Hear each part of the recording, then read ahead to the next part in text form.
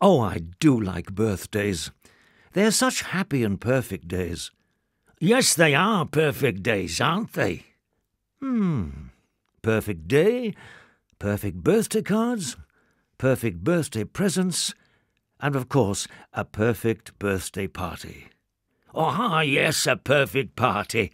Perfect party music, so everyone can dance around and have fun. Then a perfect birthday cake covered in lovely candles and big enough for everyone to have a slice to eat, and of course lots of other tasty party food. Well, actually, Mr. Birthday, that reminds me of a story about one of our Mr. Men friends. Yes, that's right, Mr. Perfect. Let's listen to his story.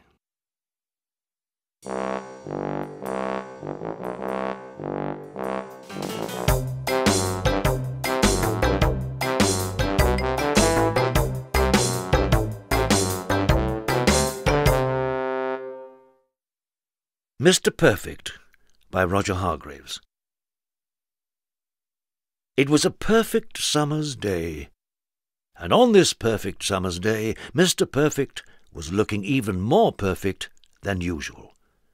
He didn't have a hair out of place. Mr. Perfect lived in Tip-Top Cottage, and on this perfect summer's day, his house was also looking even more perfect than usual. Not a curtain out of place. I suppose you're wondering why Tip-Top Cottage was looking so perfect. I shall tell you. It was Mr. Perfect's birthday, and he was going to have a party. There was a knock at the door. "Perfect!" cried Mr. Perfect. "How very kind of you," he said, when he saw that all his guests had brought wonderful-looking presents. "Please do come in, and if no one minds, we'll open the presents later." Nobody minded in the least. Well, almost nobody. "What's that?" roared Mr. Uppity. "I don't have any time to waste, you know. You'd better make sure we don't get bored today." Do you think this upset Mr. Perfect? Of course not. Mr. Perfect had perfect manners, unlike rude Mr. Uppity. "Oh, no, my dear Mr. Uppity, we shan't be bored today," he replied. "First of all, we shall dance." And everybody danced, even Mr. Uppity.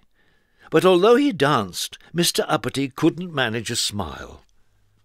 Unfortunately, Mr. Clumsy, being his usual clumsy self, broke a pile of plates. Do you think this upset Mr. Perfect? Not at all. "Don't worry, Mr. Clumsy," said Mr. Perfect, and being the perfect person he was, and not in the least bit clumsy, he produced a whole lot more plates, made of cardboard. Then he brought in a cake. It was huge. It looked wonderful. It smelt terrific. And Mr. Greedy thought it tasted delicious. He gobbled up the whole cake in 3 seconds flat. There wasn't a crumb left for anybody else. Do you think this upset Mr. Perfect? Not in the least. Being perfect, he had already guessed what would happen. Quickly, he brought out lots of small cakes. There were plenty for everybody, even Mr. Perfect. But as he was not greedy, he only ate one. One cake was just perfect for him. Once everything had been eaten, Mr. Perfect opened his presents. He said as many thank yous as there were presents. Well, not quite. "What about my present?" cried Mr. Mean. Mr. Mean's parcel was so small that Mr. Perfect had not seen it. Mr. Perfect opened the tiny parcel, wrapped in newspaper. "Oh, Mr. Mean," said Mr. Perfect, "you've given me a lump of coal. How kind of you! It's delightful."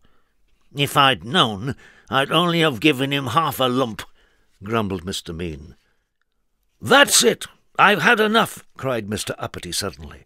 "I'm fed up with you, Mr. Perfect, and do you know why? I'll tell you.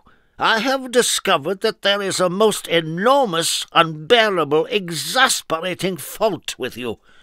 "Would you be so kind as to tell me what that might be?" asked Mr. Perfect, as politely as ever.